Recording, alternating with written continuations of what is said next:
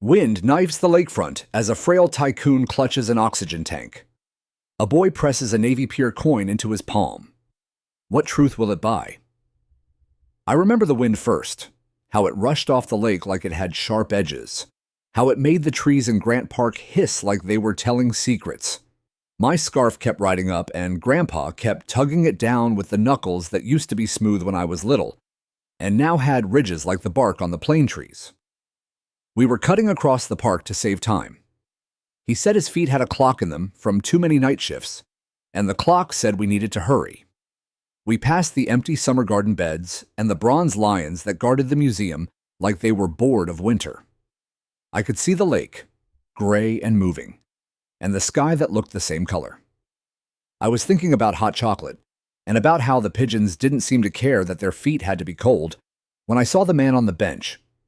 He was thin in a way that made me want to pull my own coat tighter. His cheeks were pale like paper, and there was a line of clear tubing that went into his nose, the kind Mom told me was for air. A metal tank sat by his leg, strapped to a little cart with wheels.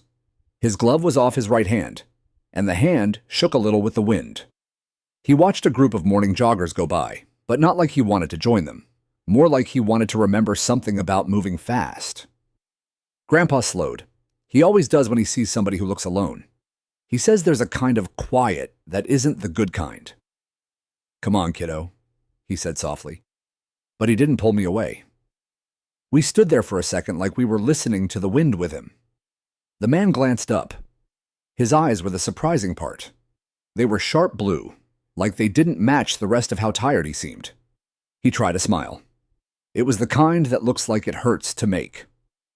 "Morning," he said. His voice had gravel in it. "Morning," Grandpa replied. "Cold out here." "I like the cold," the man said. "Reminds me I'm still here." The tank hissed in a soft, steady beat. The sound made me think of the sound our old radiator used to make, breathing, then quiet, then breathing again. I didn't know what to say. My mitten had a hole in the finger, and the wind found it. I shoved my hand deeper inside and felt the little plastic capsule I kept there, the one with my coin. I don't know why I kept it in a capsule. Mom and I got it at Navy Pier on the summer day when the sky was the opposite of this. She let me put a shiny quarter in the old press, and the machine squeezed it into a long oval with a tiny Ferris wheel and the words Navy Pier stamped crooked. She said we should keep it for when we needed to make a wish. "Not the kind you shout at stars," she said, "the kind you whisper into somebody's palm." Sometimes at night I held the coin and tried to think of the right wish. Mostly my wishes got tangled. I looked at the man's hand, the one without the glove. The skin was thin enough I could see the faint roads of his veins. A gust of wind pushed his coat collar up, and he shivered even though he tried to hide it. "Sir?" I heard my voice before I knew I was going to speak. "Do you need a wish?"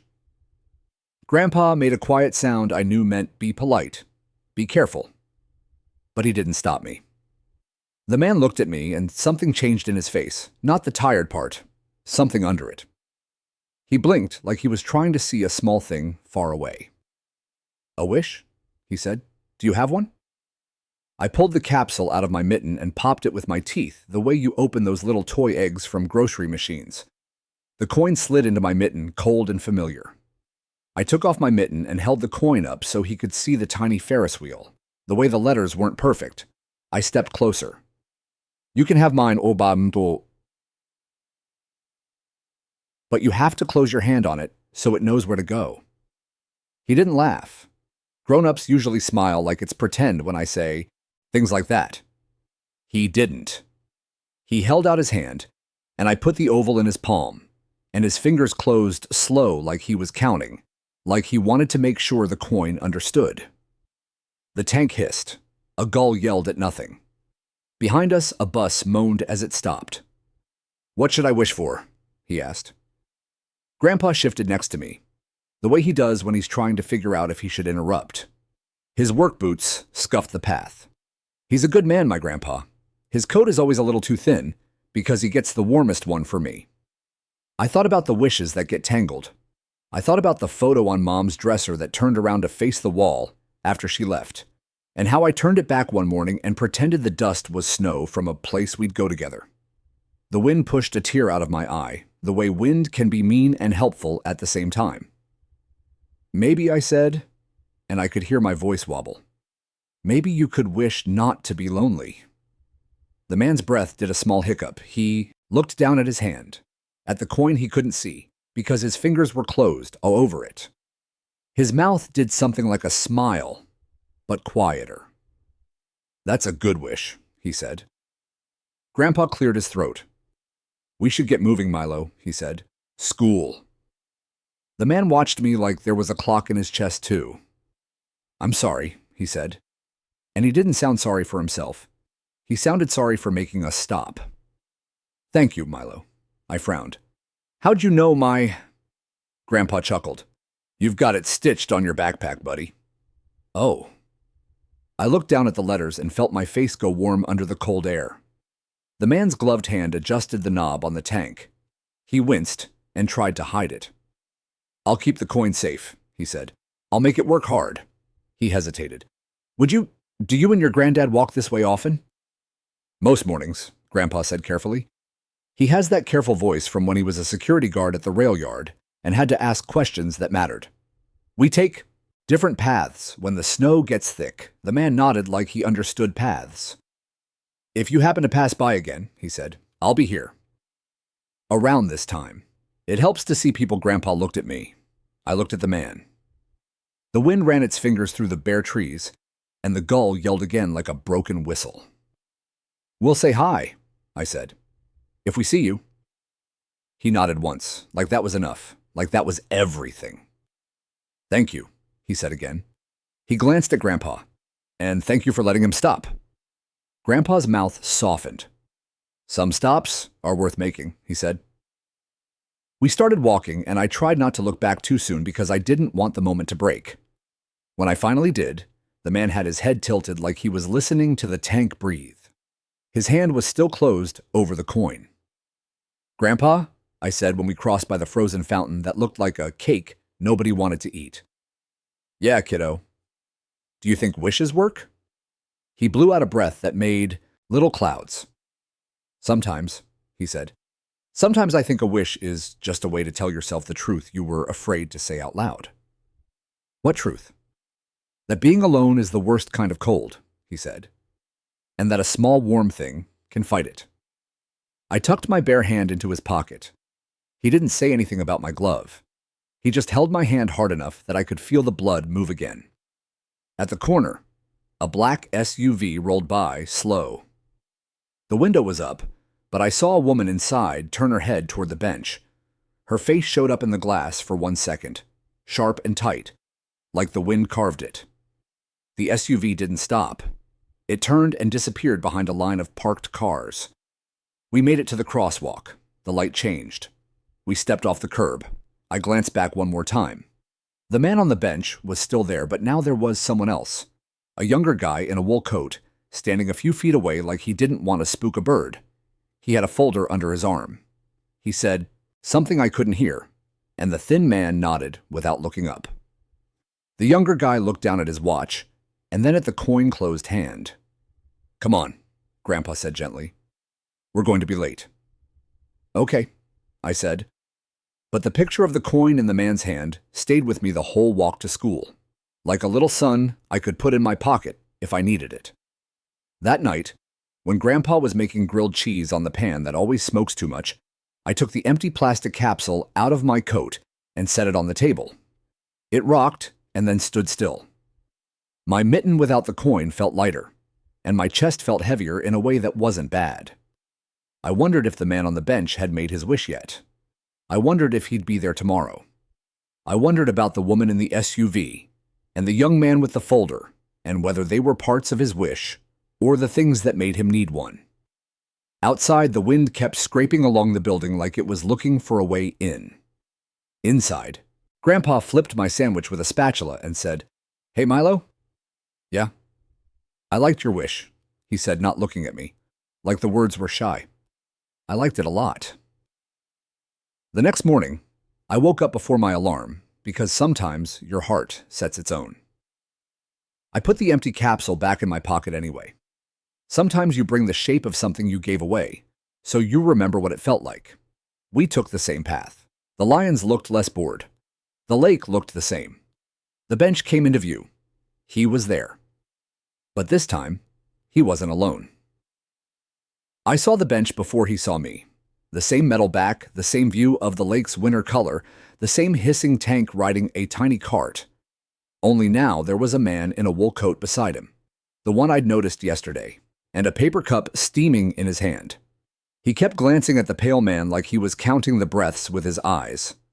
The pale man's glove lay on the bench between them, and his bare hand still looked like tracing paper wrapped over blue lines. Grandpa's palm tightened around mine.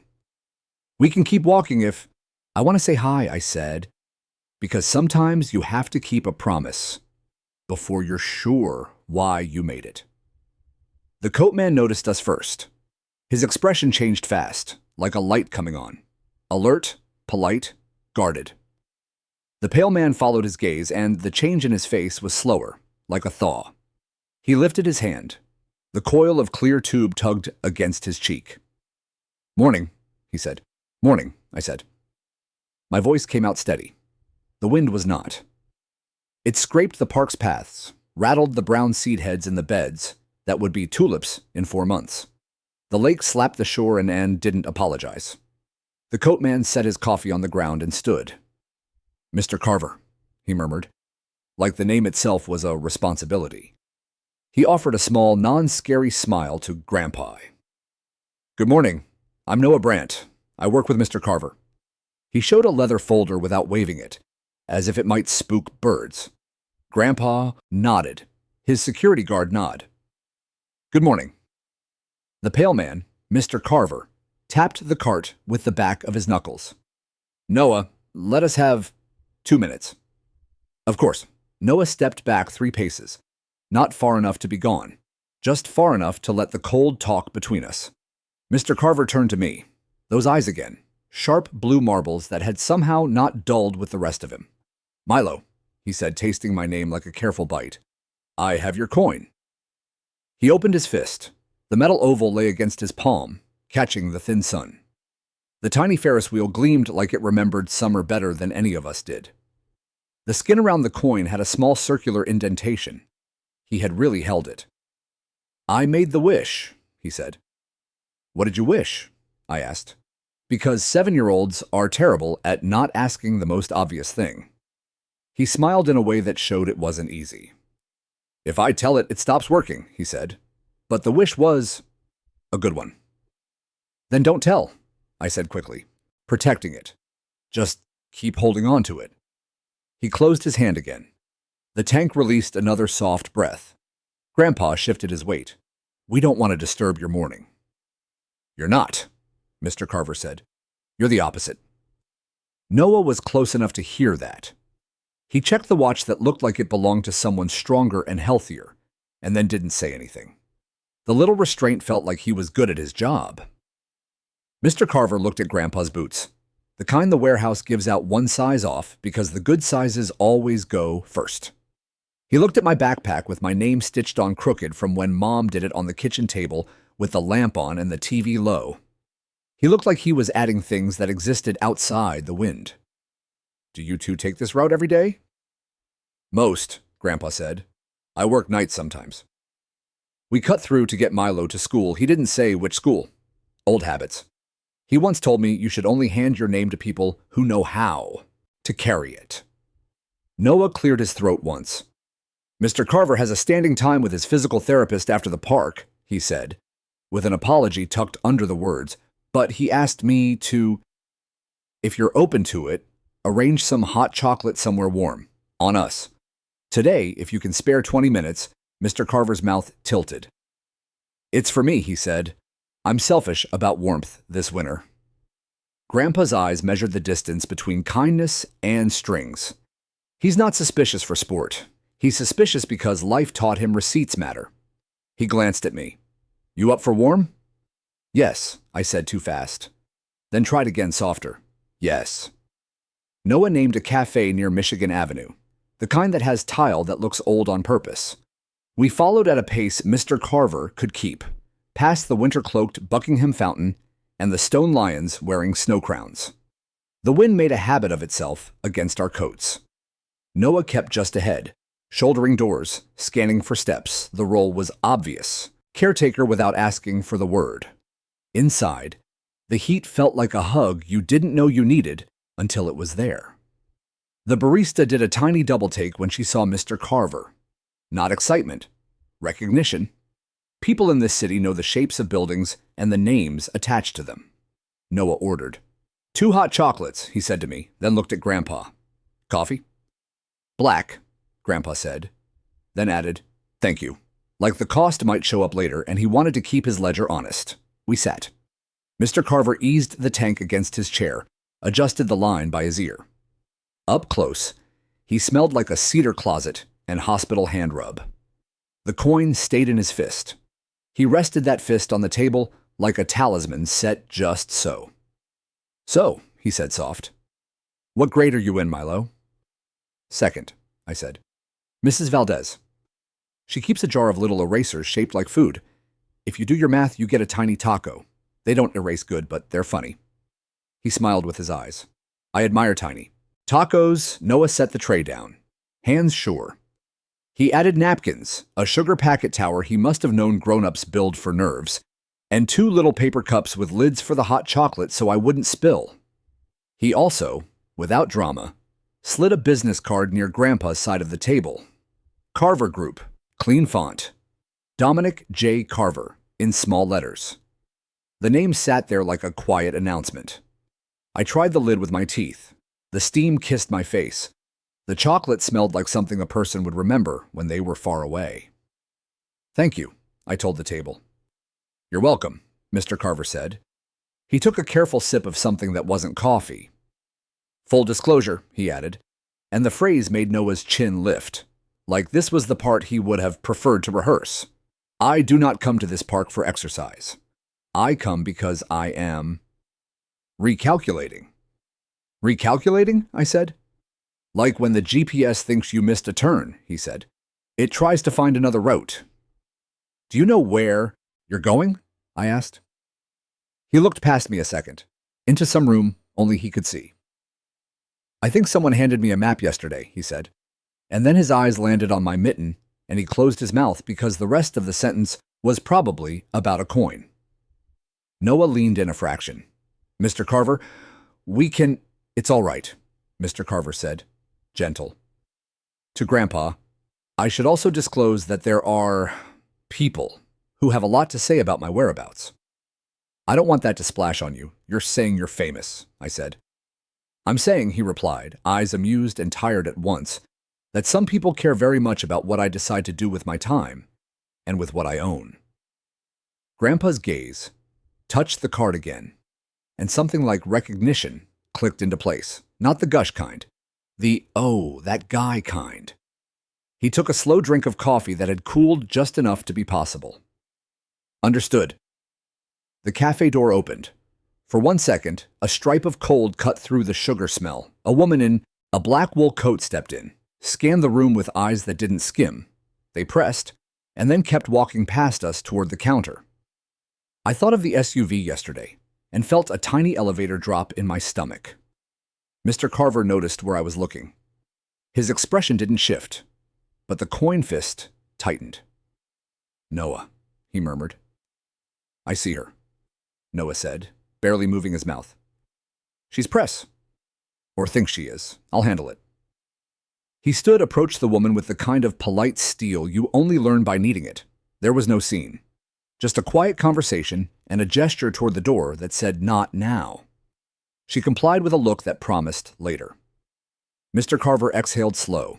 The tank hissed, then settled. I don't want your morning to be about me, he told us. I wanted to thank you. The wish felt like being seen. I haven't been good at letting that happen, Grandpa's face gentled. He meant it, he said. The not lonely thing. I know, Mr. Carver said.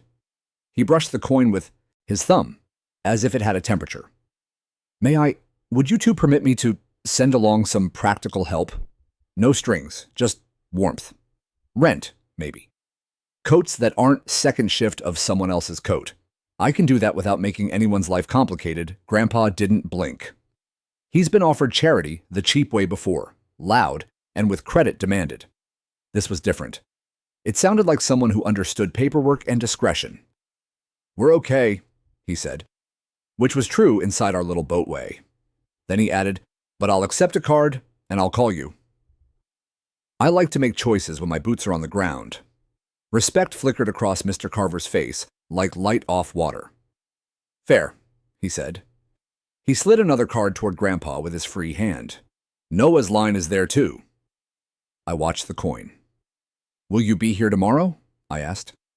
"If the weather is willing," he said, "and the legs, and the lungs, and the people who like to schedule my life." He winked. "I'll try." We finished our cups. Noah reappeared with a bag holding 2 extra muffins, like a magic trick. The woman in the black coat was gone, but the outline of her attention stayed, like a handprint on glass. Outside again, the wind tested every zipper and seam, making sure we were sewn well enough to hold. Mr. Carver paused at the door, looked at me, then reached for my mittenless hand. He turned my palm up and set the oval there for one careful second. "Hold it for me," he said, "just till tomorrow." See if the wish works harder when it has to travel. I closed my fingers, felt the imprint press into my skin. "Okay." He nodded once, as if that settled weather. Noah helped him into the back of a different SUV than yesterday, driver waiting, engine quiet to respect the morning. The door shut. The car pulled away. Grandpa and I stood in the slice of cold where we'd been warm a minute ago. "Who is he, really?" I asked. Grandpa looked at the card. "A man who owns a lot of tall things," he said, "and maybe one small thing that matters." The coin was hot from my skin. I slid it into my empty capsule and felt something settle in my chest, like a compass needle finding north. Tomorrow suddenly felt like a place we were going. Noah Brandt kept the business card's twin in his inner pocket, the one with Dominic J. Carver pressed into it like a quiet oath. He had learned that people gave you more truth if you wrote less down in front of them, so he moved through the morning with his coat buttoned and his legal pad untouched. Chicago was a hard city to read if you were in a hurry. He never was.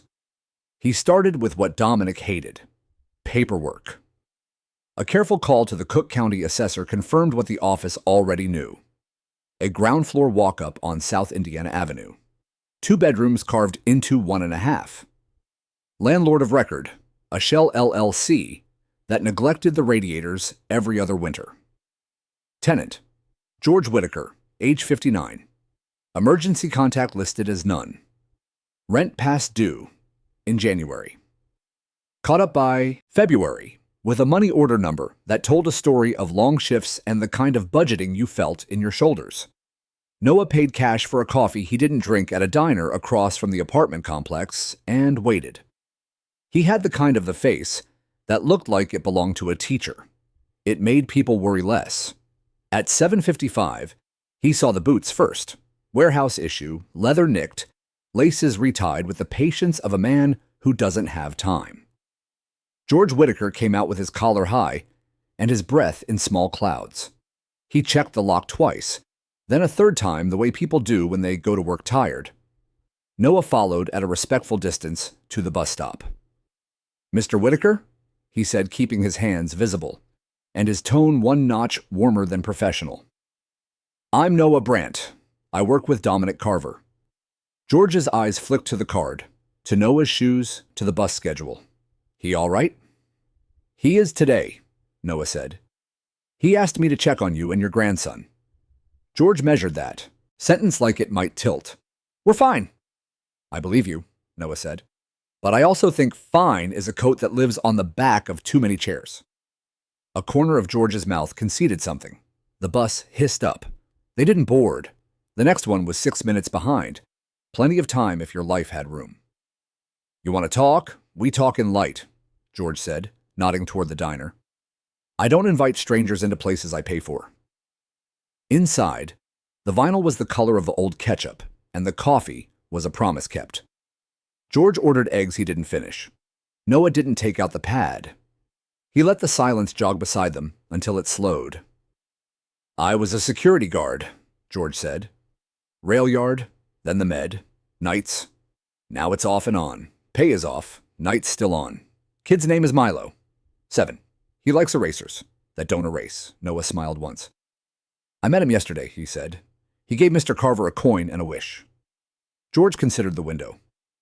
That boy would pour the sugar bowl into your hand if he thought it'd sweeten your day. Your daughter? Noah asked carefully. George kept his gaze steady, like a man staring down weather. Ellie. Smart kid, bad chooser of men. She got sick and she's not with us. He put the fact down with the same care as a heavy box. Father. Never stuck the landing. Name's not on anything that matters. And Milo. School, doctor? Mrs. Valdez at school looks out for him. Pediatrician at the clinic on 31st knows we pay cash slow. We manage, where does Milo sleep? Noah asked. Because the word manage always threw a shadow. George wiped his knuckle along a water ring. Couch pulls out, he said. He gets it on school nights. I take it weekends, Noah nodded. He thought of Dominic's penthouse bed, mattress like a cloud with rules, and filed the contrast in the cabinet where anger and action live next to each other. Mr. Carver, Dominic, is considering practical help, Noah said. Quiet, rent, coats, a better mattress. He's also drafting something bigger. I'm here to make sure any help lands clean. That no one can say later it was a mess, George's eyes narrowed at later.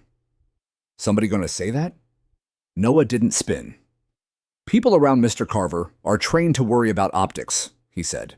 There are boards, trustees, children with opinions, and a press that likes to guess. My job is to make sure whatever he does looks like what it is. George sipped coffee, winced at the heat. What is it? A man recalculating, Noah said, finding another route. George's laugh was an exhale. He's got roads. We got alleys. Sometimes alleys are the only way through, Noah said. Do I have your permission to verify some basics? Employment, tenancy. I don't need private medical information.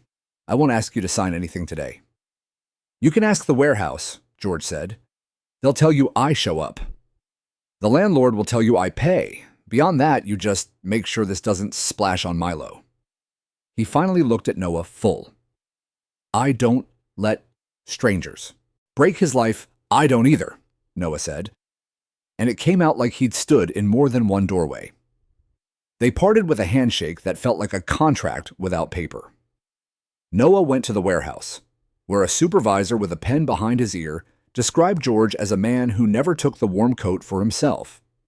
He called the school and confirmed that Milo was a kid whose homework smelled like grilled cheese and determination. He called the landlord, who started polite and slid toward defensive at the first mention of heating complaint, then recalibrated when Noah said quiet assistance and back rent already current. At noon, Noah took a walk to clear his head that was really a walk to sharpen it.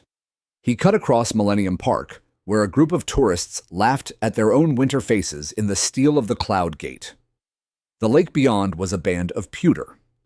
He called Elaine Varney, the trust director, who had outlived 3 CEOs and most of her patience for chaos. Tell me you're not letting him sign quit claim deeds in the park, Elaine said, by way of hello.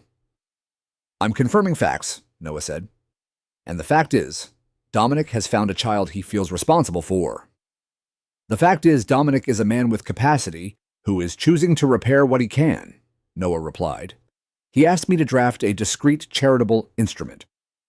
I'm building a wall between the personal and the corporate. You will, at minimum, get a letter from his physician regarding capacity, Elaine said.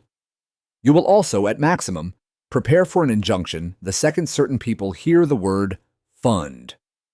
Noted, Noah said. We'll have Dr. Sobel evaluate capacity in writing. I'll arrange for independent counsel to attend any signing so no one screams undue influence. I'll place the instrument outside the operating companies and report to the smallest possible circle. Small circles leak too, Elaine said. But there was a sigh there he'd learned meant permission masquerading as scorn. Text me the contours. He texted her a skeleton, a $6 million irrevocable trust with a philanthropic mission keyed narrowly to child support, education, and housing, with a trustee independent of Carver Group and court oversight available on petition. A beneficiary class that did not name a person yet. A letter of intent, personal and separate. He spent the afternoon where the law feels most like math, drafting language that would survive the sharpest teeth. He avoided words like adoption and heir. He used words like dignity, quietly, in recitals where the law sometimes allows humanity. At 4, he took a rideshare back to South Indiana with a paper bag of grocery basics that he would insist had been a sample from the cafe supplier. He knocked and waited in the hallway light that flickered, a soft strobe of someone else's neglect. The door opened a chain's length. George's eye appeared. Then the chain slid. The bolt turned. "Just for today," Noah said, holding up the bag. "No credit," demanded. George looked at the bag, then at Noah, then at the apartment. "You can set it on the table," he said. "Shoes off." Noah towed his shoes by the mat. The place was clean in the way poor homes are. Everything in its place because chaos costs. A pull-out couch took the center of the room, sheets tucked tight, a thin blanket smoothed like respect. A small boy slept sideways, one sock off, coin capsule clutched in a fist that had decided not to let go, even in dreams. Cartoon light from a muted TV traced his face. Noah put the bag down and lowered his voice to the floor. "He okay?" "Out," George whispered. "He can sleep through a train if the train is ours." Noah looked at the couch, at the small body turned toward the warm. He felt the familiar pressure without pain. A memory of nights on a similar couch in a different city, a different boy, a different ending. He took out his phone, opened a note labeled MAPS, and typed, "Pull out," coin in hand. Grandpa's coat thin, radiator knocks. No extras. He slid a white envelope onto the table.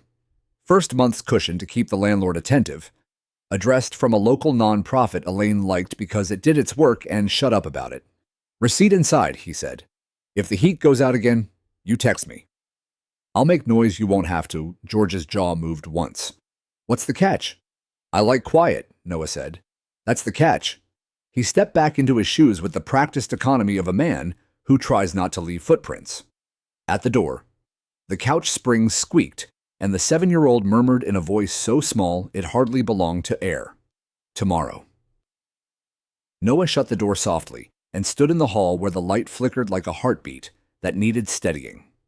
He typed one more line in the map's note, "Tomorrow is a place we go." His phone buzzed before he reached the stairs. "Dominic, draft the instrument. Schedule a meeting in the penthouse. Tomorrow. Call it a goodbye." Noah stared at the words and at his own reflection in the dark of the phone. Outside, the wind shouldered the building. Somewhere up the lakefront, a man held a coin-shaped wish like a compass. He texted back, "Understood." And he started moving toward a day that would not go quietly. I woke to the coin in my palm like a small, stubborn son. The hand had cramped around it sometime in the night. I had to peel my fingers open, one knuckle at a time, and the oval left its imprint the way certain truths do. The lake outside my windows was a sheet of hammered metal. The sky matched it. I lay there and counted the soft hisses of oxygen until the room steadied. Noah had texted at dawn. Dr. Sobel at 10:30. Independent counsel at 11:15. Notary on standby. Elaine wants language on oversight. I replied with the smallest word that carried weight. Proceed. And let the machines make their gentle case for staying alive a while longer. I do not like mornings in this apartment. Everything faces east. The light is honest before I am. Today I let it come.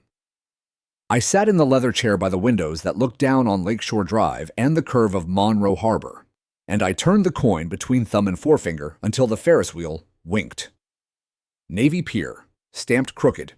A boy's wish nested in metal. At 9:50, the front door whispered and the apartment shifted into its usual ballet. Coffee I shouldn't drink arrived and cooled itself on my table. A sweater appeared over the back of the chair I actually use when people insist I should be warm. Then Noah's knock, not the knock of staff, the knock of someone who finds the edges of your day and stands there to keep the wind out. "Morning," he said, stepping into the angle of light with a legal pad under his arm and the expression he wears when a day has teeth. "You up for visitors?" "I'm up for decisions," I said. "Visitors are a tax." "Then I'll make them efficient." Dr. Miriam Sobel wears her hair in a way that rejoices in the gray, not fights it. She set down her bag, checked, the hiss and the line with the same economy she used on my pulse, then spoke to me the way she always has. Straight on, eye level, no pity, no theater. "Orientation," she said, pen poised. "Name and date." I gave her both before the oxygen could make a liar of me. We went through the small hoops that become large if you cannot clear them: who is president, where you are, what we discussed last week. She asked me why I wanted to sign documents today. I told her I was tired of leaving rooms in a state other people have to clean. "That is not a legal answer," she said. And then the corner of her mouth moved. "But it will do." She watched my hand open around the coin. "He gave you a talisman," she said. "He gave me a directive," I corrected. "Don't be lonely." She nodded once, signed twice, clicked her pen. "Capacity is intact," she said to Noah and to me. "You're allowed to change your mind after you sign, but today you understand what you're doing." "I do," I said, and for once there was no drag of doubt behind it. Ava Patel arrived next. Not my counsel.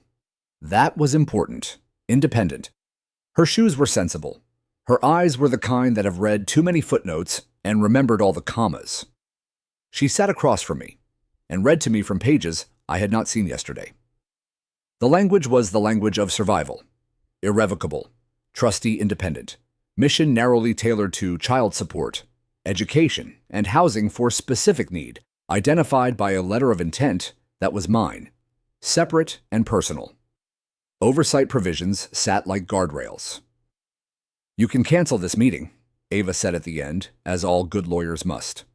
"You can ask for changes, or, if it remains your wish, you can sign in front of a notary, with me here to confirm that no one has a hand on your pen." "People have had their hands on my pen all my life," I said. "Today I am greedy. I want the pen to myself." Noah opened the folder. It made the soft sound that paper makes when it thinks it might matter. We moved through the pages at the slow speed of decisiveness. I initialed where the law wanted me to, and signed where it required more. The notary's stamp made its heavy little thud like a gavel you can hold. "Name?" Ava asked, for the letter of intent. "I won't write it," I said. "Not yet. The fund can do good without a name in ink. The letter will sit with me until I'm sure I'm doing this right." I set my hand on the page, like a promise. Ava accepted that. Lawyers know when to press and when to let a man keep a piece of his soul unphotocopied. We took a break, the legal version of communion. I sipped water. Noah took a call in the kitchen and came back with the expression that means a small fire has started across town, and he will not tell me about it until it becomes our fire. "Elaine's satisfied," he said. "And, if you want, it's chilly but bright. You asked for a goodbye, I had." The word had felt clean at 4 a.m. when the lake was black and the apartment was a machine. I wanted to see that boy, and the man who walked like he could carry more than his share. I wanted to put something in the air and hear it land. "Bring them up," I said. The building's lobby is a cathedral to discretion. Security knows how to say yes to the right no. I watched on the camera as the guard touched his ear and nodded both of them through, as a woman in a black coat lingered at the far edge of the frame, pretending to study the holiday arrangement that had outlived the holidays. I knew that posture. Patient. Hunting. Noah murmured to the desk, and the woman's shoulders tightened the way shoulders do when later arrives at the wrong time. I stood when the elevator bell chimed, and immediately regretted it. The world tilted with the insolence of blood pressure. Noah was there without announcing himself, a hand on my elbow that did not feel like a rescue so much as a hinge. The doors opened, The boy stepped out first because of course he did. Milo's face had that alert openness children carry when they aren't afraid of being ashamed for caring. His scarf was crooked. His hair had argued with a hat.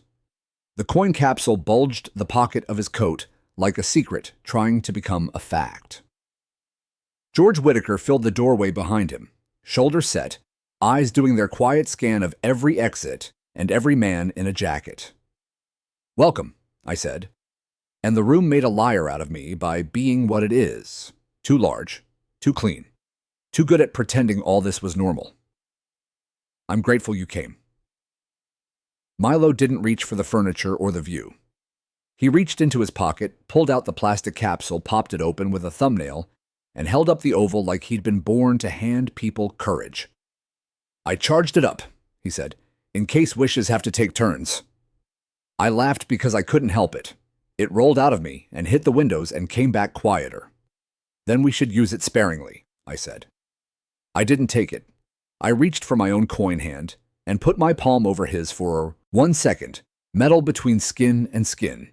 Let the shape press into both of us, and then I closed his fingers around it again. "Hold it for me a little longer." He nodded like a clerk writing down a task.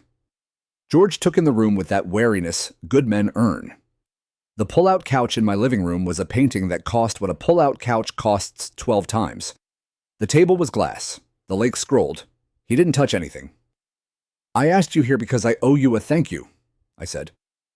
"And because I'm trying to leave less unfinished." "That's a lot of floors to sweep," George said. The gruffness wasn't rudeness.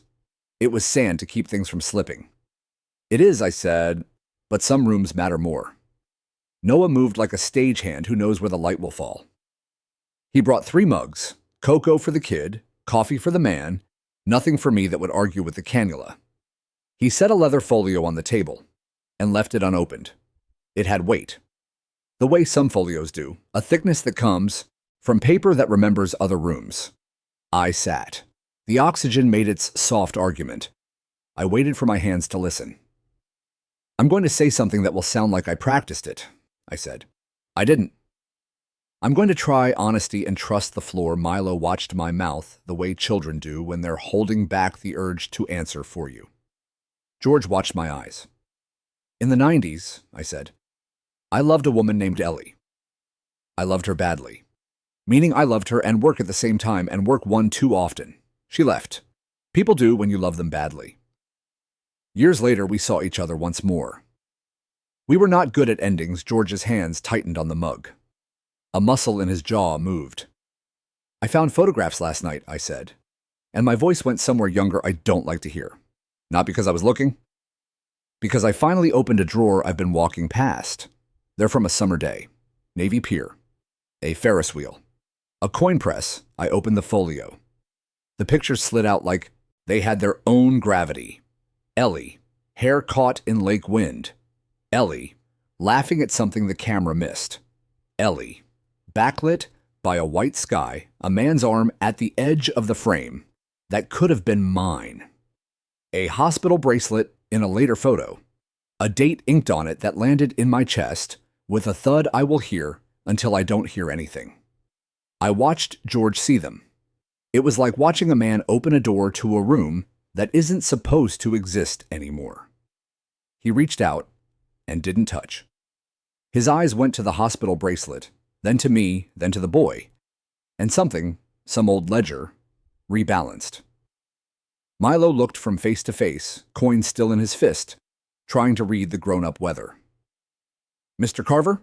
George said, and the Mr. was a wall and a bridge at once. "What exactly are you saying?"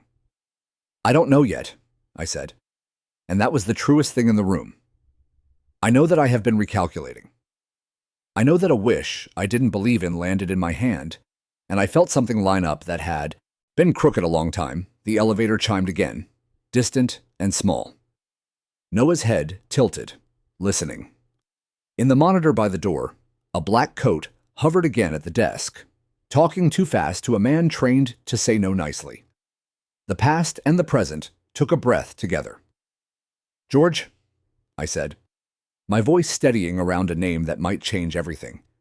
"May we talk about Ellie?" George set the coffee down and put his hand on the back of a chair like a man bracing for a wind that will blow dust off years.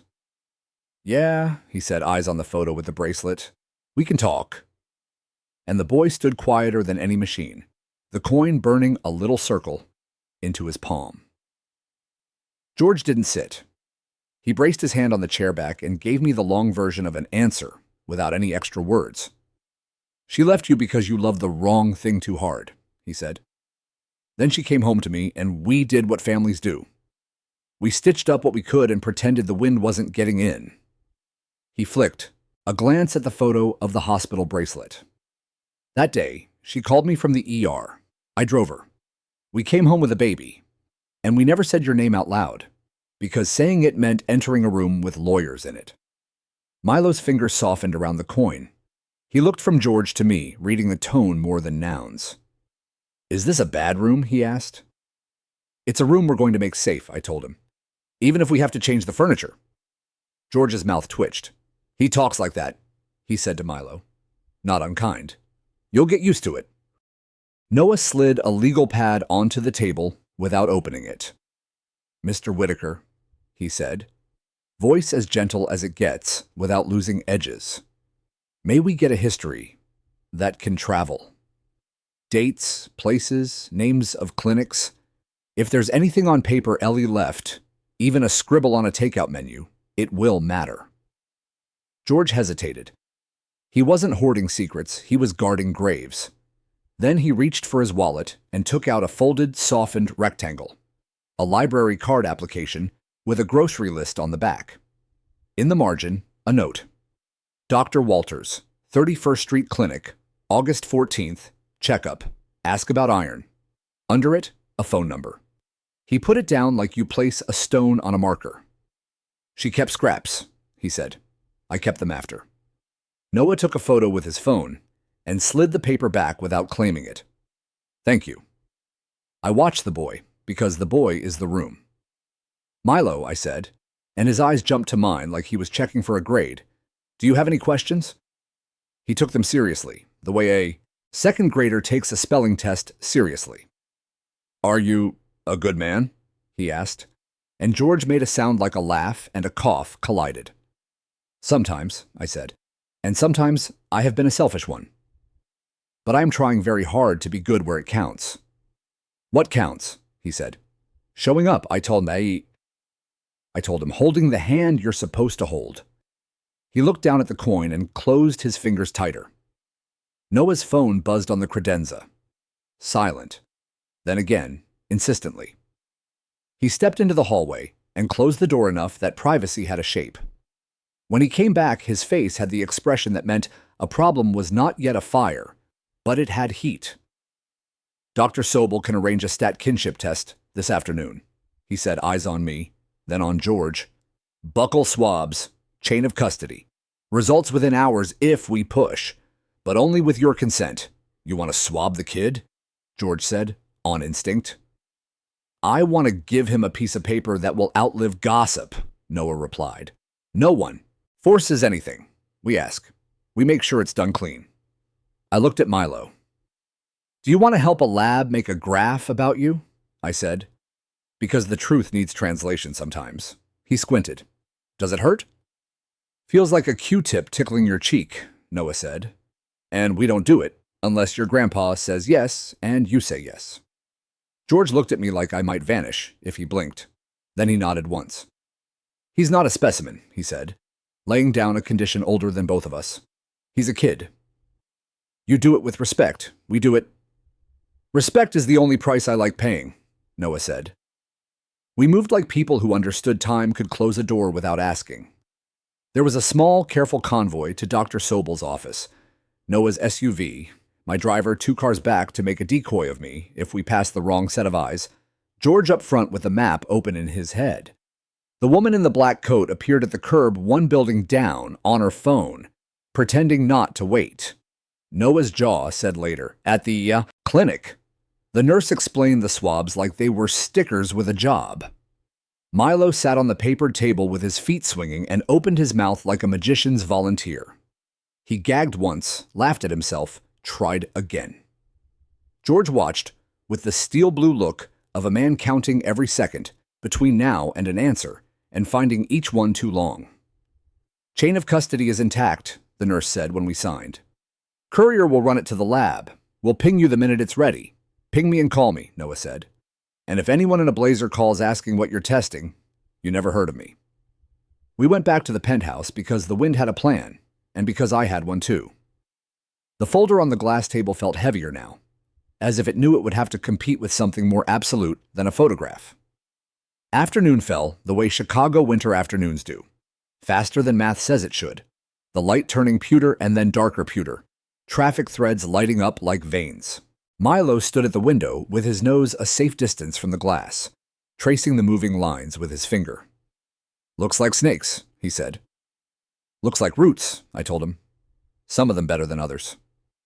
George sat with a coffee he didn't drink. The coin capsule rolled under Milo's thumb like a planet.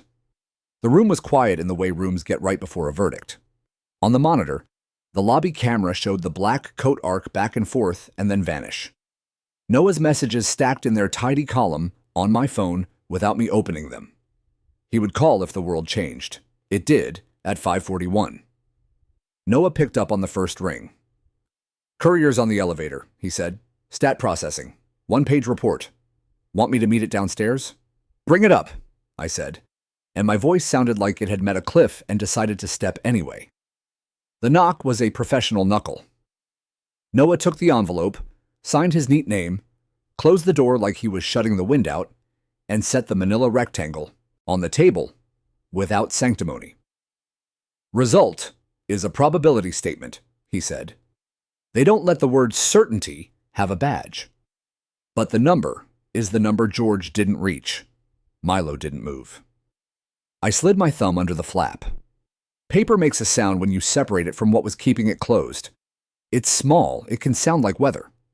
I unfolded the single sheet and read the part that matters, lips moving so my brain would trust me. Combined paternity index, greater than 99.999%. Probability of paternity,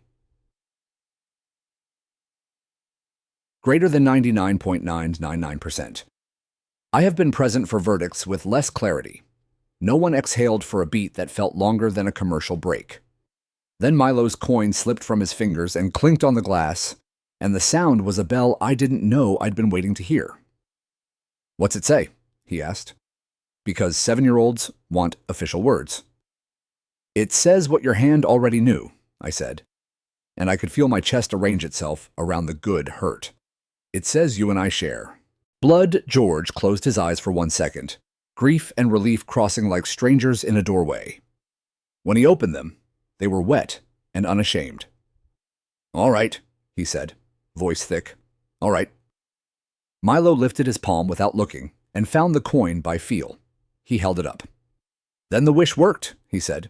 Maybe it worked both ways.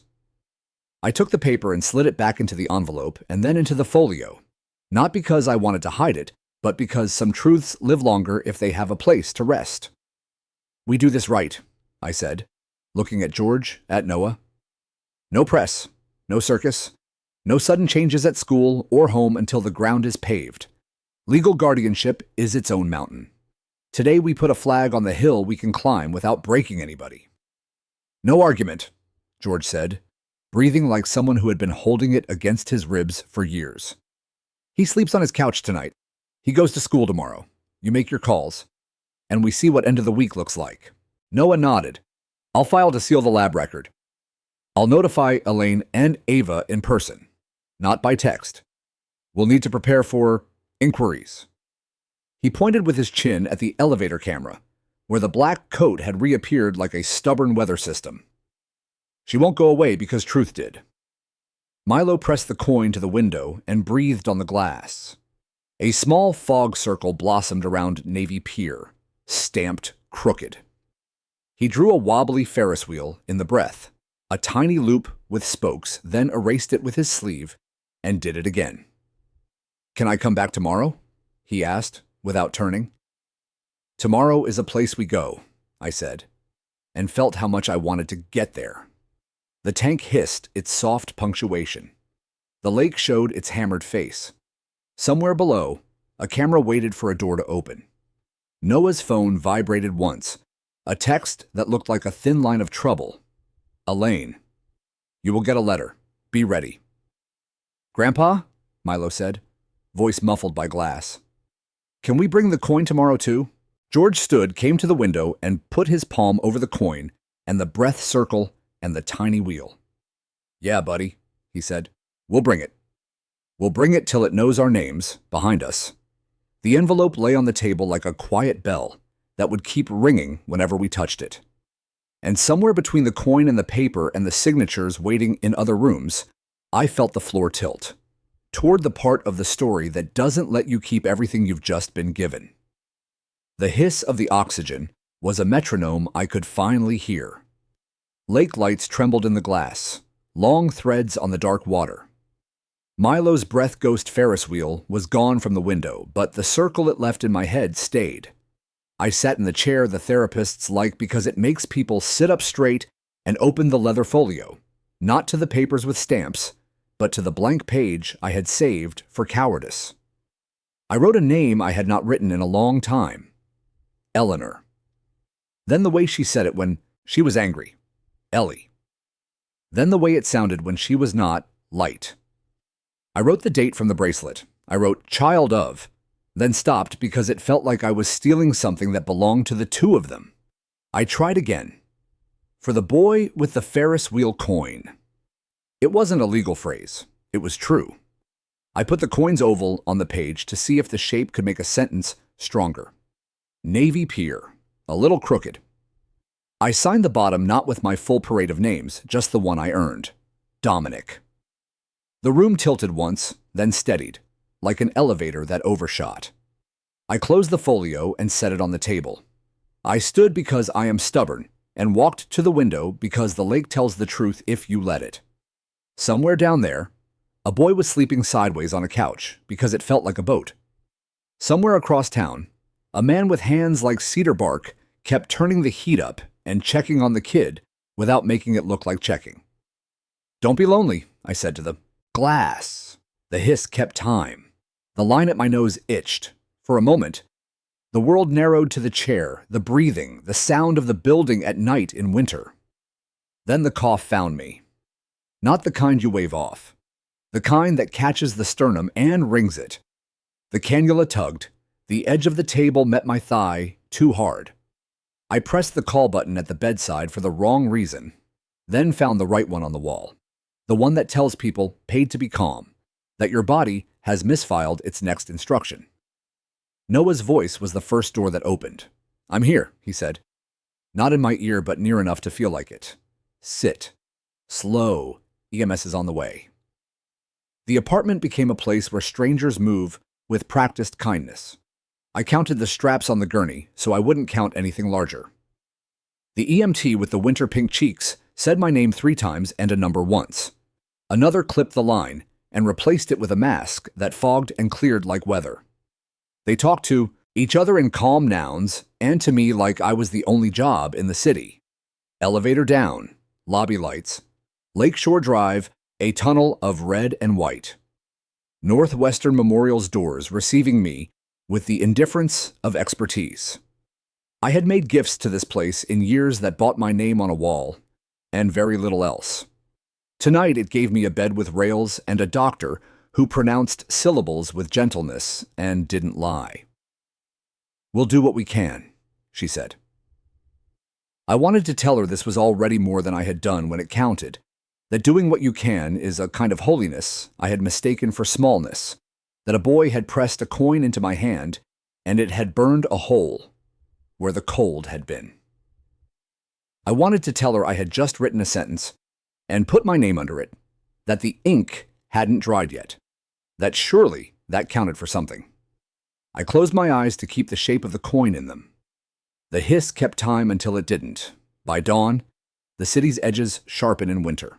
Noah kept his overcoat on because grief is cold work. The ER's fluorescent ceiling made everyone look like a witness.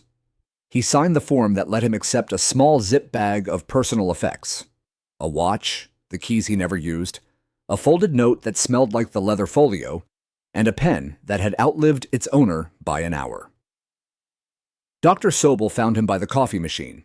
She took off her glasses and rubbed the bridge of her nose the way people do when they've been awake long enough to remember every room they've been in. He coded at 3:18, she said. We followed protocol.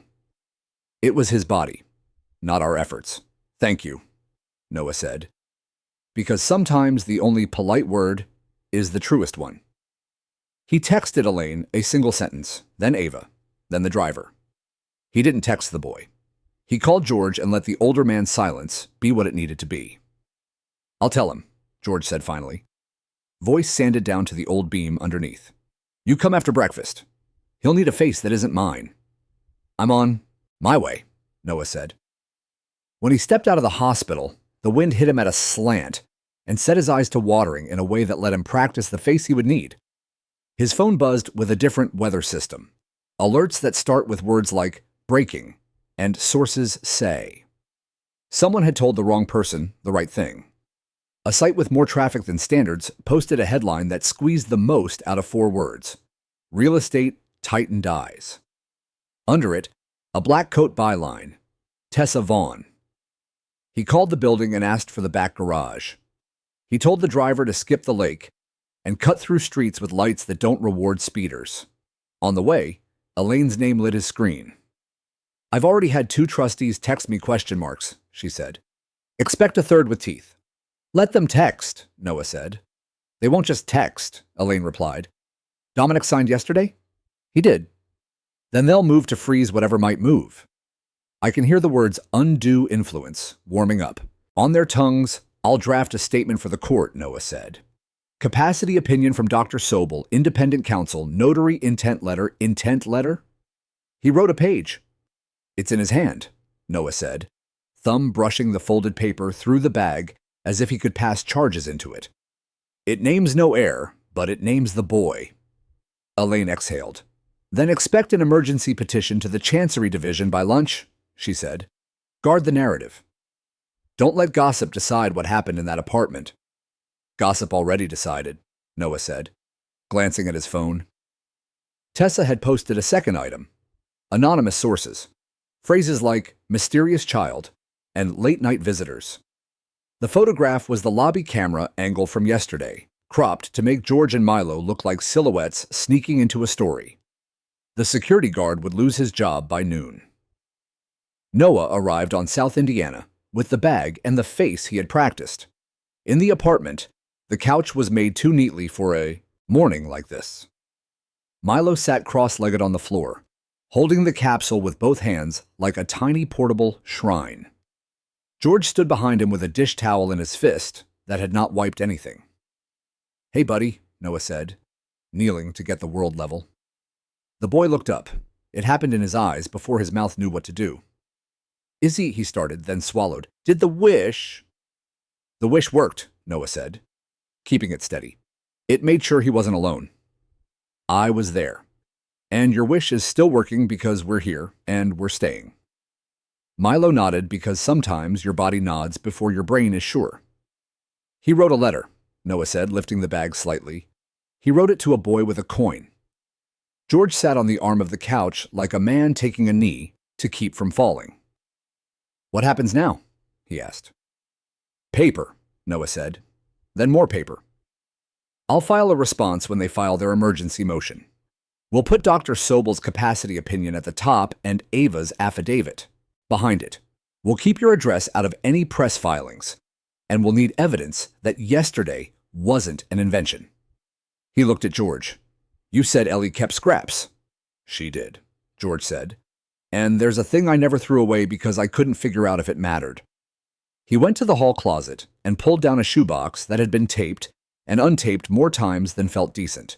Inside receipts, a hospital bracelet twin with the same date as the photograph, and a paper ticket still glossy enough to remember the day, the kind you get at a parking pay station. On the back, a streak of ink from rain and a timestamp that matched the bracelet's afternoon. Garage at the hospital, George said. I paid the machine and kept the stub because the world felt like it might require proof. Noah smiled without humor. The world always requires proof, he said. I'll subpoena the garage for their pay station logs and any camera footage they didn't erase. If the timestamp lines up, with the photo metadata, we will have a chain no trustee can sneer at. Milo opened the capsule and placed the coin in Noah's palm with ceremony.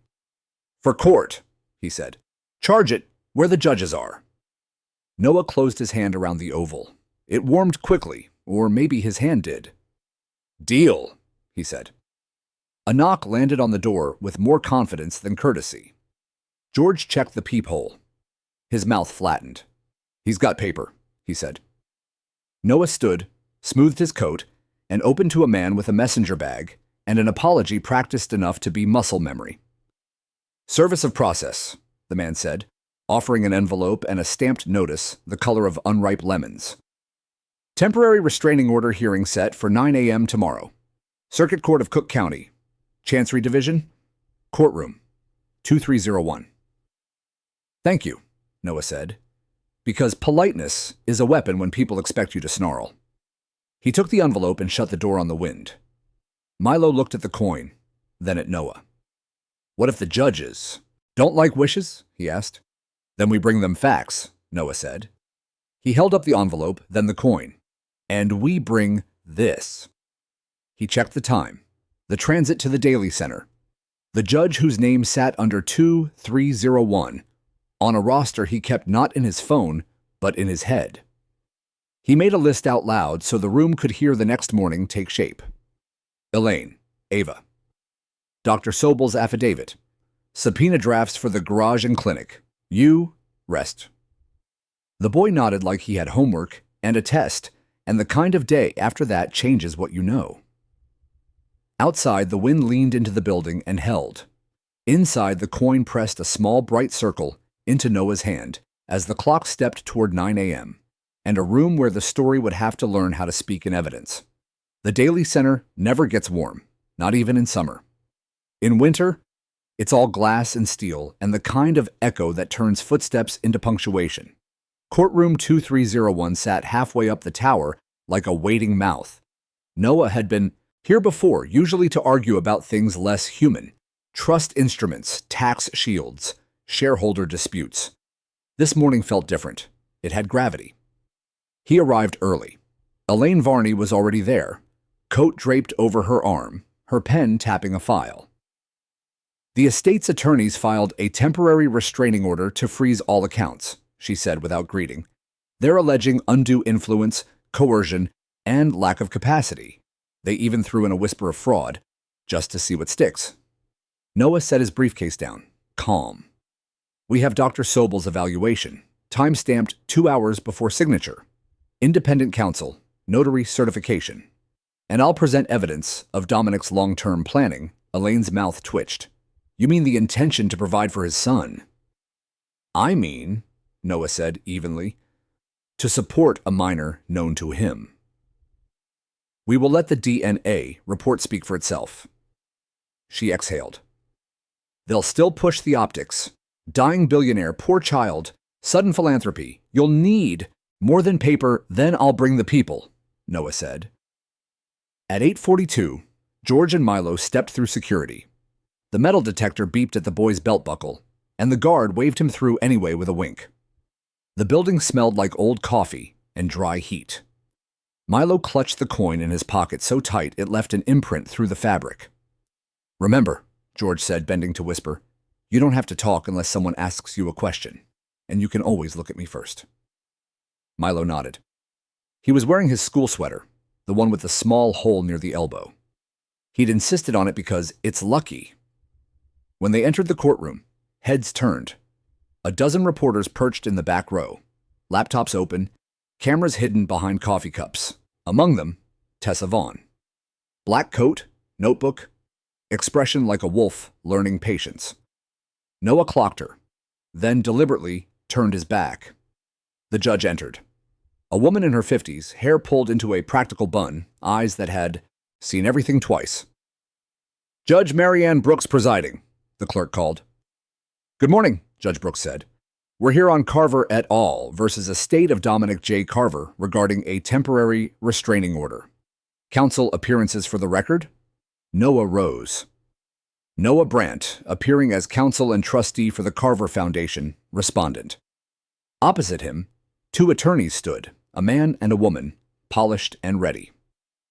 Andrew Ralston and Catherine Mott, for the petitioners, the Carver Family Trust and heirs.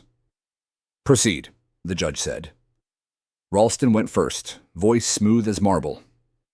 Your Honor, our clients merely seek to prevent the dissipation of assets until this court can determine whether Mr. Carver, in the last 48 hours of his life, had the requisite capacity to execute a multi-million-dollar transfer. There are serious concerns he was under undue influence from outside parties, particularly one Mr. Brandt, who facilitated. I facilitated safeguards, Noah interrupted, standing, voice calm but cutting, including an independent medical assessment of capacity. The report is in evidence. The judge raised a hand. Mr. Brandt, you'll have your turn. Mr. Ralston, continue. Ralston smiled thinly. We understand Mr. Brandt intends to rely on an unverified genetic report linking a minor child to Mr. Carver. We contend this test is inadmissible, absent chain of custody authentication. Noah opened his folder and lifted the sealed envelope. Chain of custody affidavit, signed by Dr. Miriam Sobel and laboratory supervisor, attached as Exhibit C. The court may verify signatures. Elaine whispered, Nice timing. Noah nodded once. Judge Brooks flipped through the pages, brow furrowing as she read. Exhibit C is admitted. Your Honor, Noah said, this isn't about influence. It's about intent. Mr. Carver had been developing a foundation for months designed to assist underprivileged children in Cook County. On February 17th, he finalized the structure that same day. He signed a personal letter of intent naming a child, Milo Whitaker, as symbolic of the Foundation's mission. The letter is handwritten, witnessed, and signed. It makes no bequest. It articulates purpose. May I see it? The judge asked. Noah handed the folded page from his breast pocket, gloved to protect the paper. The judge studied it silently. The courtroom fell into a hush that even the reporters respected. In clean, slanted handwriting it read, For the boy with the Ferris wheel coin, for what we owe to the lonely, let the cold find fewer hands to hold. The judge's eyes softened almost imperceptibly. She returned the page. The handwriting matches his other documents, she murmured. Proceed. Noah gestured to George. Your Honor, with permission, I'd like to call Mr. George Whitaker briefly. The judge nodded. George took the stand, oath administered. His hands looked too big for the railing. Mr. Whitaker, Noah began, can you tell the court how your grandson first met? Mr. Carver? George told it plain. Grant Park. The man with the oxygen tank. The coin. The wish. No flourishes, no rehearsal, just the wind and a boy's hand and a man who said thank you. And did Mr. Carver ever request money from you? George almost laughed. No, sir. We don't have the kind he'd notice. Did he offer any in exchange for anything? He offered hot chocolate, George said, and he said he wanted to leave less unfinished. Ralston objected. Speculative! But the judge waved him down. Overruled. Go on. Noah reached for the final folder. Your Honor, we submit additional corroboration. Photographic evidence dated August 14th, 2018. Mr. Carver and Eleanor Whitaker at the 31st Street Clinic, timestamp verified by the hospital's parking records. Both documents entered as Exhibits D and E. The clinic confirmed the time, the garage confirmed the payment stub, and Dr. Sobel authenticated the photo metadata. It supports long-standing acquaintance and establishes context for Mr. Carver's decision. Judge Brooks took her time reading, flipping from the photo to the receipt to the date on the hospital bracelet. Chain complete, she said finally. Mr. Ralston, do you wish to cross-examine? Ralston stood, measured George. Mr. Whitaker, you're saying your daughter and Mr. Carver had a relationship? George looked him dead in the eye. I'm saying what I said. And you expect this court to believe that your grandson's sudden introduction to a billionaire wasn't orchestrated? My grandson doesn't orchestrate. He gives coins to lonely people, George said. Maybe that's more dangerous. A few muffled laughs rippled through the benches.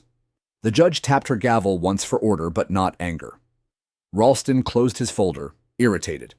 No further questions. Judge Brooks turned to Noah. Mr. Brandt, anything else? One more witness, Noah said. Dr. Miriam Sobel. The physician stepped forward, calm and exact. She testified to capacity, lucid, oriented, capable. He was clearer that morning than many of my younger patients, she said. He understood the scope and nature of his actions. He wanted to make them binding precisely because he feared time. When she stepped down, the judge leaned back, hands folded. I've heard enough. The room held its breath. Capacity is confirmed. Chain of custody is intact. No evidence of coercion beyond conjecture. Her voice softened slightly. The temporary restraining order is denied.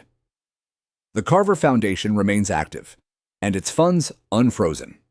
This court encourages all parties to remember. Legacy and litigation make poor companions. She banged the gavel once. We're adjourned. The reporters exploded into motion. Tessa Vaughn was halfway to the door, phone up, already framing headlines. Move, Noah told Elaine, steering George and Milo toward the back corridor that led to the service elevators. He'd arranged security clearance 2 hours earlier just in case. Outside, the cold hit them like applause. Milo gripped the coin in his pocket, eyes wide. We won? He asked. We held the line, Noah said. Winning's just the court's word for breathing again. George crouched to Milo's level. You did good, kid. Didn't say a word, but you made them listen anyway. Milo pulled the coin out and looked at it in the gray light. Do we give it back to him? He asked softly. Noah knelt beside him. Maybe, he said. We find where he'd want it to live. He glanced up at the wind slicing across the square, the way it rattled the steel flagpoles and made the city sound alive. Grant Park, he added. That's where it started. By late afternoon, the three of them stood where the grass met the stone path. Snow drifted thin as ash. The bench where Milo had met Dominic sat empty, facing the frozen water. He's not here, Milo said. George put a hand on his shoulder. Doesn't mean he's gone. Noah set the coin on the bench, its metal catching the last light of the day. He'd want this spot busy, he said, not solemn. People sitting, talking. Milo nodded, thoughtful. Then maybe we should make a sign. What kind of sign? George asked. The kind that tells lonely people they can sit, Milo said, and that somebody will talk to them. George smiled. We'll make it. They stood in silence as the city lights came on behind them, rows of windows flickering into gold, like hundreds of tiny wishes pressed into glass. At the far end of the park, Tessa Vaughn watched from her car, heater humming. Her article was already half written. But when she zoomed in through her lens and saw the boy laying the coin down with both hands, something in her posture eased. She closed the laptop. Some stories could breathe without her. Back at the apartment, Milo fell asleep on the couch, head on George's lap, TV whispering the weather. Noah poured 2 coffees that went cold between them. They'll appeal, Elaine said over the phone. They always do. I know, Noah said. But you gave the judge a story she could believe, she added. That's half of justice. He hung up and looked around the room. The radiator knocked. The night outside was the same cold Dominic had hated and loved. Tomorrow, George said quietly. Tomorrow, Noah repeated. And the coin on the bench waited under a skin of snow, a small bright circle against the gray, holding the place for everyone who might need to sit. The snow came in fine lines that morning, the kind that falls without sound until you realize the whole world has changed color. From a distance, Grant Park looked empty, but if you got close enough, you'd see the coin glinting through the powder. The tiny oval that had outlasted the storm, half buried in white, still catching light. By the time Milo and George reached it, The bench was dusted clean again. Someone had left a paper cup of coffee on one armrest, half full, steaming faintly. Maybe a city worker, maybe a stranger who'd read the headlines. Milo climbed up, knees brushing frost. "Do you think he can see us?" he asked. George hesitated, then said, "If he can't, then somebody else can." "And maybe that's how it works." He set a hand on the boy's shoulder. The sky had that heavy look again, gray about to turn to silver. A voice came from behind them. "You made the paper, you know." Noah stood on the path, scarf loose, eyes tired but soft. He looked like he hadn't slept much. In his hand was a sealed folder and a manila envelope stamped with the Cook County seal. "The foundation board met this morning," he said, sitting on the other end of the bench. "They upheld the trust. The Carver Foundation officially exists." He handed the envelope to George. "There's a letter inside addressed to both of you. And one copy for the archives." George didn't open it right away. "You sure this is how he wanted it?" Noah nodded. He left a note in his own handwriting with a letter of intent. It wasn't legal language, just 4 words. "Start with the bench." Milo's head tilted. "This bench?" "This one," Noah said. He wanted it to have a plaque. "The city already approved the permit. We'll install it this week." George pulled out the letter, the handwriting instantly recognizable. Dominic's. Uneven near the bottom, but still deliberate. "For George Whitaker and the boy who saved me from silence. Let this bench belong to everyone who forgets they deserve. Company, may this place remind them that warmth can start small." The signature at the bottom was a single D. George folded the letter carefully, thumb resting on the crease. He didn't speak for a while. Then he said, "He had a way with words." "He had a way with guilt," Noah said. "But he finally turned it into something that lived." They sat for a long time, watching the light come up over the lake. The city moved behind them. Buses sighing, early runners huffing steam into the air. The same sounds Dominic had loved because they proved the world didn't wait for him. Milo pulled the coin from his pocket. It was warm, even through his glove. "Should we leave it?" George looked at Noah. Noah looked at the horizon. "Keep it," Noah said. "The world can borrow the wish, but you hold the proof." Milo turned the coin in his hand. The tiny Ferris wheel still crooked, still smiling. He nodded, pocketed it, and jumped down. "Can we still put the sign?" George smiled. "We can do better." 3 days later, under a wind that couldn't decide if it was finished with winter, the Carver Foundation held its first gathering. No speeches, no cameras, just a quiet crowd. Warehouse workers, school teachers, a nurse from the 31st Street Clinic, a few suits who didn't know how to hold coffee outside a boardroom. The new plaque had been bolted to the bench. Its brass surface gleamed under the weak sun. The Carver bench for conversation, for company, for the cold days when someone might need both. People sat, they talked, they listened. A teenage girl with a violin case played a soft waltz. Someone laughed at a joke nobody would remember later. A janitor poured a cup of coffee for a stranger. Milo watched it all from the edge of the path. "Looks like he's here," he said. "He is," George said, "just in other people's hands." Noah stood a little apart, phone buzzing in his pocket. Reporters, inquiries, offers to expand the foundation. He let them buzz. He wanted to remember this exact sound. People's voices replacing silence. He pulled out his phone finally, typed one line to Elaine. "Program launched, bench full." Her reply came back. That's how legacy should look. Later that evening, the park was almost empty again. Snow had melted to slush. Milo came back alone with a piece of string and a small clear case he'd made at school. 2 pieces of plastic sealed around the coin, laminated with his teacher's help. He held it up to the light. The metal shone faintly inside. He bent down, tied the string through the case, and looped it around the armrest of the bench. The coin hung there, swinging in the wind. A jogger passing by smiled at him. "Nice touch," she said. Milo shrugged. "It's a wish," he said, "for whoever needs it next." When he turned to leave, the sky was the color of pewter again, but the air didn't feel as cold. That night, George sat on the couch, watching Milo sleep. The boy's hand still twitched sometimes, like he was holding the coin, even in dreams, on the table. The foundation letter lay open beside a small framed photo that Noah had dropped off that morning. A print from Dominic's office, Ellie, holding baby Milo, both smiling into sunlight. George looked at the photo for a long time, then whispered, "You got through to him, Ellie. You finally did." He reached over, turned off the lamp, and let the light from the street spill in. A thin gold line across the photo, the table, and the boy. Outside, down by the lake, a stranger sat on the Carver bench. She had tears on her cheeks and an empty thermos in her lap. She saw the coin dangling there, caught it gently, and smiled.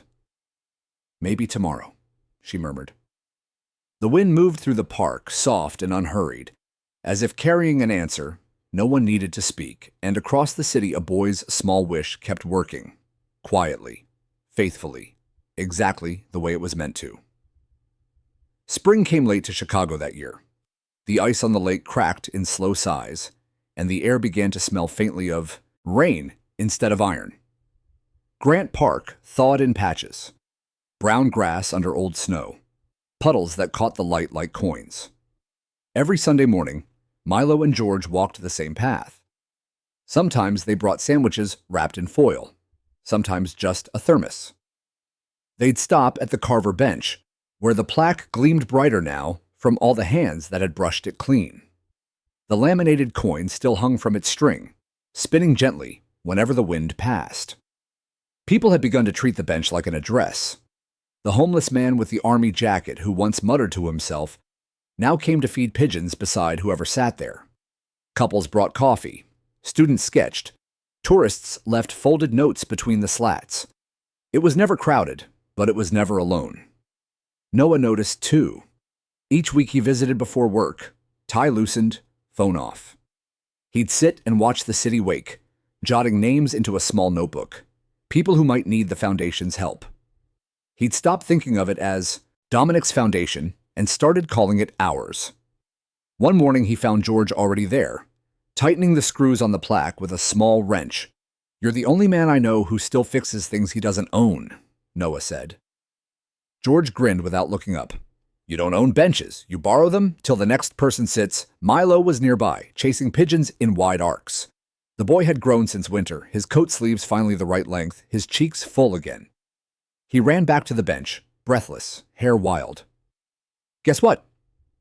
Mrs. Valdez said our class is going to write letters to heroes. Can I write one to him?" "To Dominic?" Noah asked. "Yeah, I'll say thank you for the bench, and the hot chocolate, and the wish." George nodded. "Write it big so he can read it from wherever he's sitting now." Milo sat right there on the bench, pulled out his spiral notebook, and began scribbling. His tongue stuck out a little. His mother's habit, George thought. He wrote slowly, carefully. "Dear Mr. Carver, I think you were right about not being lonely, because now no one sits here alone. Also, my wish is working. Love, Milo."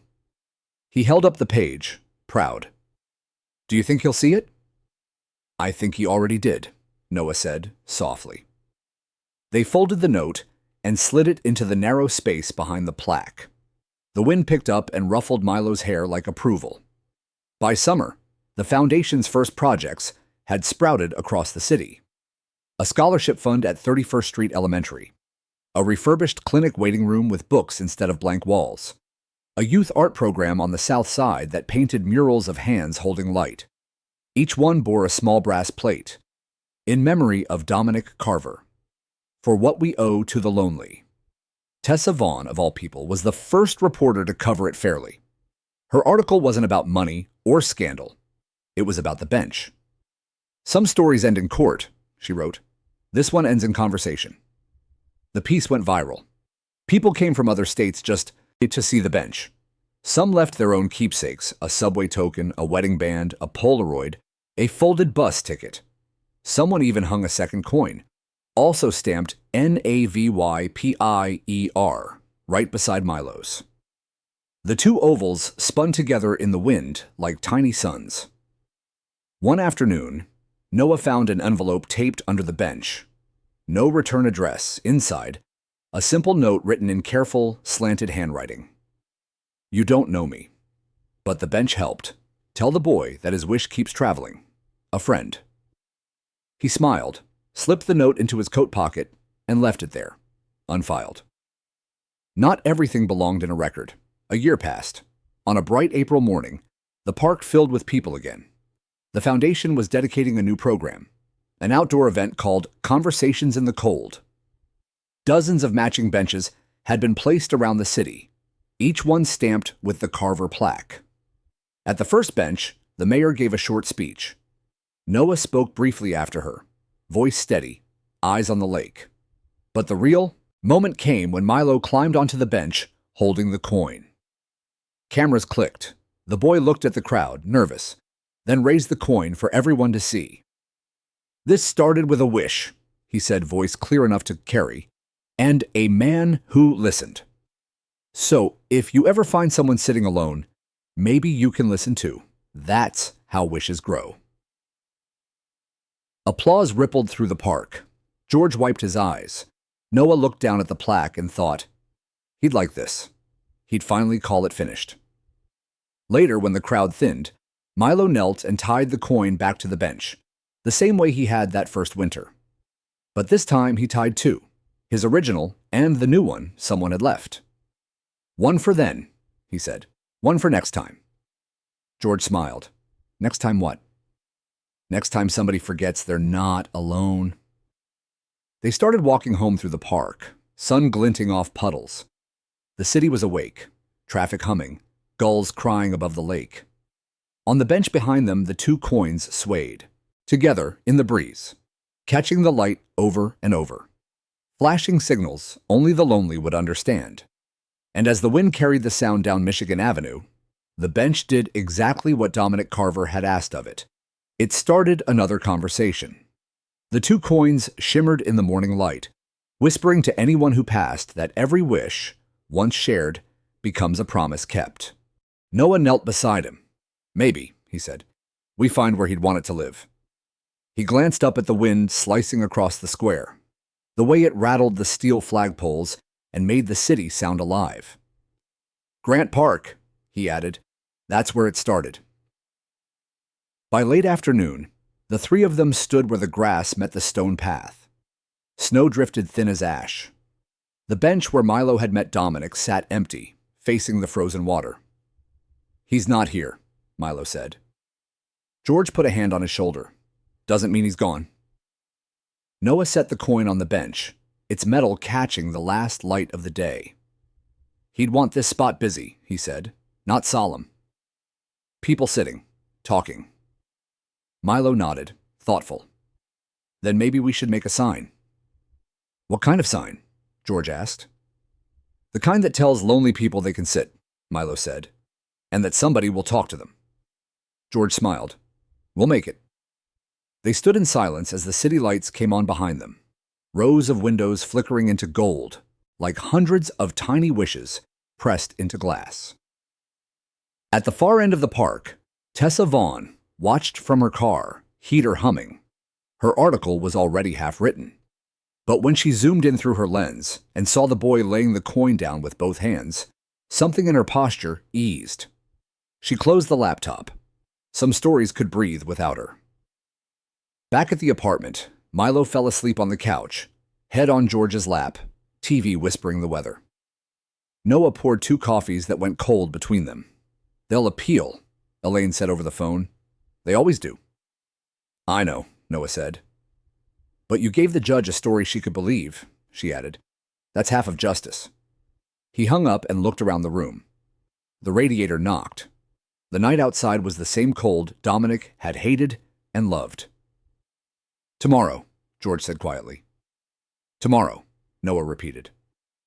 And the coin on the bench waited under a skin of snow, a small bright circle against the gray, holding the place for everyone who might need to sit.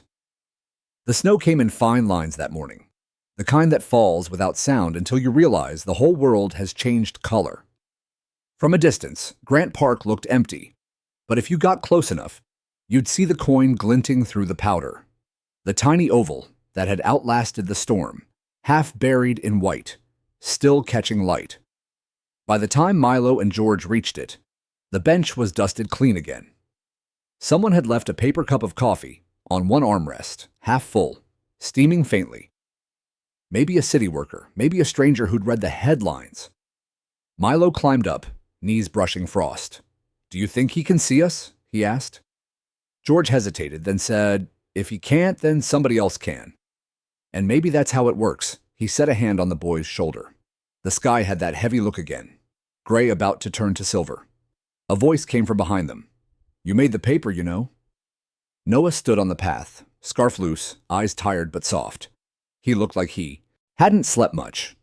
In his hand was a sealed folder and a manila envelope stamped with the Cook County seal. "The foundation board met this morning," he said, sitting on the other end of the bench. "They upheld the trust. The Carver Foundation officially exists." He handed the envelope to George. "There's a letter inside addressed to both of you. And one copy for the archives." George didn't open it right away. "You sure this is how he wanted it?" Noah nodded. He left a note in his own handwriting with the letter of intent. It wasn't legal language, just 4 words. "Start with the bench." Milo's head tilted. "This bench?" "This one," Noah said. He wanted it to have a plaque.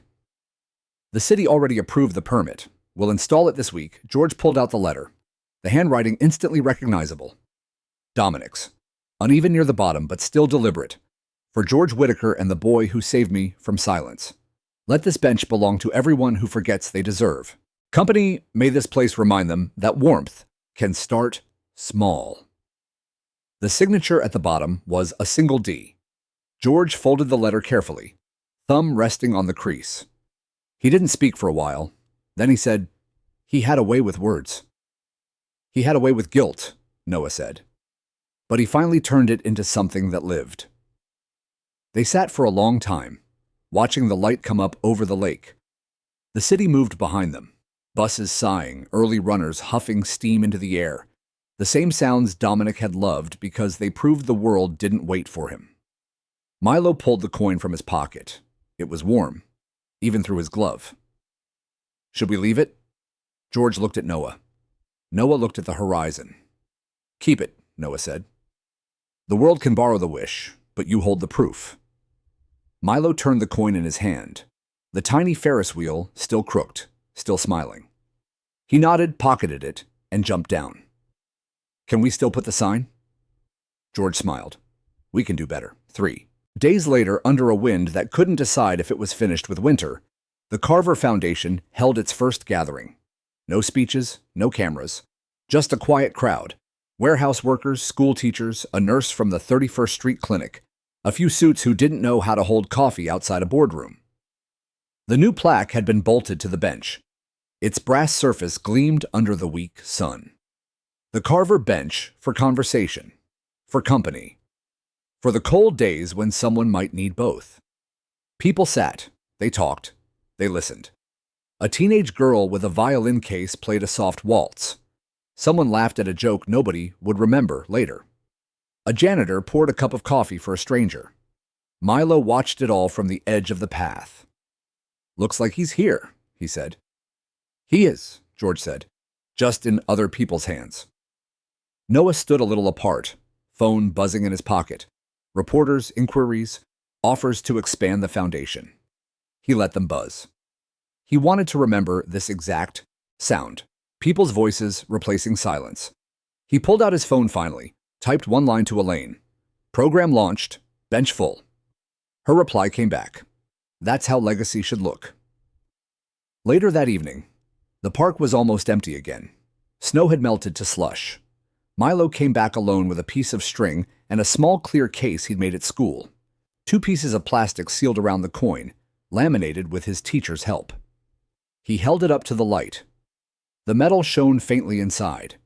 He bent down, tied the string through the case, and looped it around the armrest of the bench. The coin hung there, swinging in the wind. A jogger passing by smiled at him. "Nice touch," she said. Milo shrugged. "It's a wish," he said, "for whoever needs it next." When he turned to leave, the sky was the color of pewter again, but the air didn't feel as cold.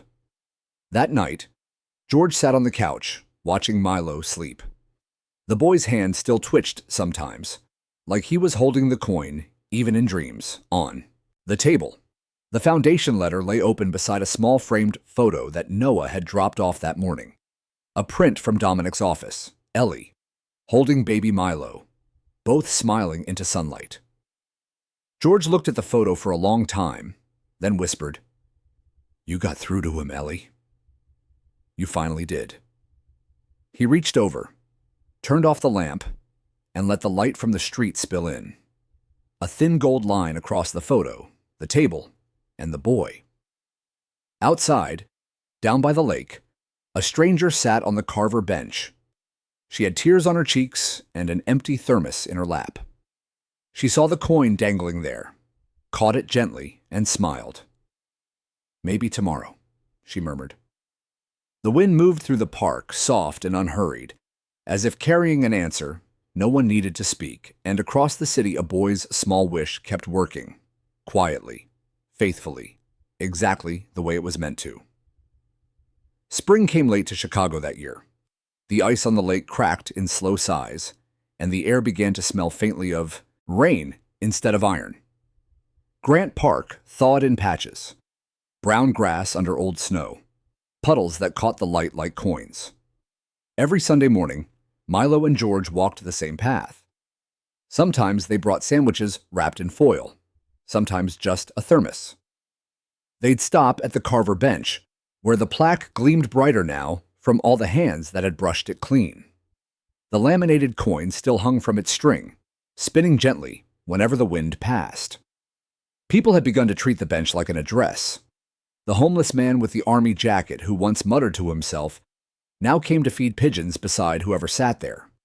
Couples brought coffee, students sketched, tourists left folded notes between the slats. It was never crowded, but it was never alone. Noah noticed, too. Each week he visited before work, tie loosened, phone off. He'd sit and watch the city wake, jotting names into a small notebook, people who might need the foundation's help. He'd stopped thinking of it as Dominic's Foundation and started calling it ours. One morning he found George already there, tightening the screws on the plaque with a small wrench. "You're the only man I know who still fixes things he doesn't own," Noah said. George grinned without looking up. "You don't own benches. You borrow them till the next person sits." Milo was nearby, chasing pigeons in wide arcs. The boy had grown since winter, his coat sleeves finally the right length, his cheeks full again. He ran back to the bench, breathless, hair wild. "Guess what? Mrs. Valdez said our class is going to write letters to heroes. Can I write one to him?" "To Dominic?" Noah asked. "Yeah, I'll say thank you for the bench, and the hot chocolate, and the wish." George nodded. "Write it big so he can read it from wherever he's sitting now." Milo sat right there on the bench, pulled out his spiral notebook, and began scribbling. His tongue stuck out a little. His mother's habit, George thought. He wrote slowly, carefully. "Dear Mr. Carver, I think you were right about not being lonely, because now no one sits here alone. Also, my wish is working. Love, Milo." He held up the page, proud. "Do you think he'll see it?" "I think he already did," Noah said, softly. They folded the note and slid it into the narrow space behind the plaque. The wind picked up and ruffled Milo's hair like approval. By summer, the Foundation's first projects had sprouted across the city. A scholarship fund at 31st Street Elementary, a refurbished clinic waiting room with books instead of blank walls, a youth art program on the south side that painted murals of hands holding light. Each one bore a small brass plate, in memory of Dominic Carver. "For what we owe to the lonely." Tessa Vaughn, of all people, was the first reporter to cover it fairly. Her article wasn't about money or scandal. It was about the bench. "Some stories end in court," she wrote. "This one ends in conversation." The piece went viral. People came from other states just to see the bench. Some left their own keepsakes, a subway token, a wedding band, a Polaroid, a folded bus ticket. Someone even hung a second coin, also stamped NAVYPIER, right beside Milo's. The two ovals spun together in the wind like tiny suns. One afternoon, Noah found an envelope taped under the bench. No return address. Inside, a simple note written in careful, slanted handwriting. You don't know me, but the bench helped. Tell the boy that his wish keeps traveling. A friend. He smiled, slipped the note into his coat pocket, and left it there, unfiled. Not everything belonged in a record. A year passed. On a bright April morning, the park filled with people again. The foundation was dedicating a new program, an outdoor event called Conversations in the Cold. Dozens of matching benches had been placed around the city, each one stamped with the Carver plaque. At the first bench, the mayor gave a short speech. Noah spoke briefly after her, voice steady, eyes on the lake. But the real moment came when Milo climbed onto the bench, holding the coin. Cameras clicked. The boy looked at the crowd, nervous, then raised the coin for everyone to see. This started with a wish, he said, voice clear enough to carry, and a man who listened. So, if you ever find someone sitting alone, maybe you can listen too. That's how wishes grow. Applause rippled through the park. George wiped his eyes. Noah looked down at the plaque and thought, he'd like this. He'd finally call it finished.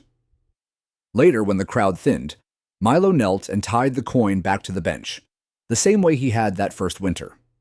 But this time he tied two, his original and the new one someone had left. One for then, he said. One for next time. George smiled. Next time what? Next time somebody forgets they're not alone. They started walking home through the park, sun glinting off puddles. The city was awake, traffic humming, gulls crying above the lake. On the bench behind them, the two coins swayed, together in the breeze, catching the light over and over. Flashing signals only the lonely would understand. And as the wind carried the sound down Michigan Avenue, the bench did exactly what Dominic Carver had asked of it. It started another conversation. The two coins shimmered in the morning light, whispering to anyone who passed that every wish, once shared, becomes a promise kept.